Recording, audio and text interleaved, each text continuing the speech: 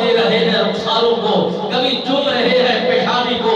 دائیں بائیں کبھی گود میں لیتے ہیں، کبھی بھاگل میں لیتے ہیں، کبھی اٹھا کر پھرتے ہیں، کبھی باہر لے جاتے ہیں، ریگستان کی سرزمین پر لے جاتے ہیں، کبھی دائیں کبھی بائیں، کیا وہ ان کا پیار کا انداز انوکھا نظر آتا ہے۔ مالک بیریال نے فرمایا پیارا ہمارا ہو، دوست ہمارا ہو، خلیل ہمارا ہو، ہم سے بڑھ کے اپنی اولاد سے پیار کرے تو امتحان نہ لیا جائے۔ مالک بیریال نے فرمایا اے خلیل، اے میرے دوست، اب تمہارے لیے یہی آزمائش ہے، تمہارے لیے یہی امتحان ہے۔ اپنے لال کو، اپنے لگتے جگر کو، نور نظر کو، اپنے بہترین جوان اس ننھے منھے بچے کو، خوبصورت چمکتے ہوئے چہرے کو اور اس کی والدہ محترمہ کو ریگستان کی سرزمین پر ان کو چھوڑ کر آئیے، وہاں پر چھوڑ کر آئیے جہاں پر نہ کوئی درندہ ہے، نہ کوئی پرندہ ہے، نہ کوئی انسان ہے، نہ کسی کا بسیرا ہے، نہ کسی کے رہنے کا ٹھکانہ ہے، نہ گزر اوقات کسی کی ہے، نہ وہاں پر سہولیات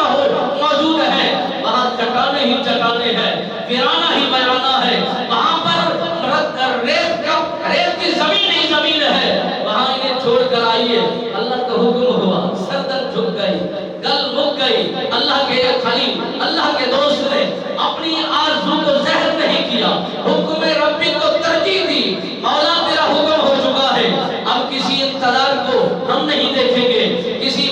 ذبح کے ضیاء کو نہیں دیکھیں گے، بس تیرا حکم ہو چکا ہے۔ اپنے چھوٹے ننھے منھے قافلے کو تیار کیا، آپ تیار، بیوی تیار، لگتے جگر تیار، نور نظر تیار، آپ نے اپنے لاڈلے پہ اپنے بیٹے کو لے کر گود میں اٹھا کر صحرا کے اندر لے جاتے ہیں، وہاں پر جہاں دائیں بائیں کسی کی گزر اوقات نہیں ہے، جہاں لوگوں کو آمد و رفت نہیں ہے،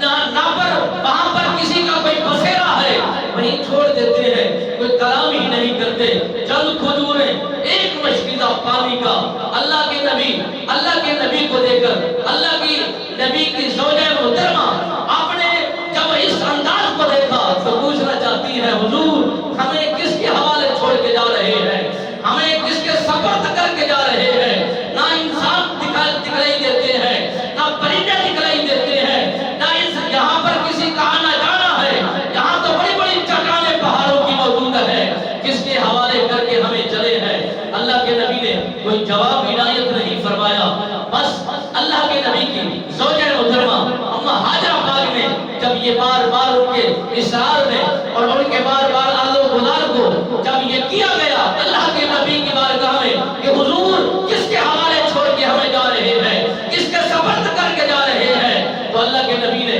جواب نہیں عنایت فرمایا، بس اللہ کے آسمان کی طرف شہادت کی انگلی کر کے فرمایا میں نے تمہیں انہی کے سپرد کیا ہے جو کائنات کا والی ہے، جہان کا مالک ہے، جو دنیا کو بنانے والا ہے، اس ریگستان کو آباد کرنے والا ہے، اس زمین کے حصے کو آباد کرنے والا ہے، اور ان پہاڑوں کی چٹانوں کے اندر تمہارا رزق رکھا ہے، اس کو آباد کرنا ہے، میں اسی کے سپرد کر کے چلا ہوں۔ اللہ کے نبی کی گھر والی زوجہ محترمہ اما حاجرہ پاک فرماتی ہے نہ ہمیں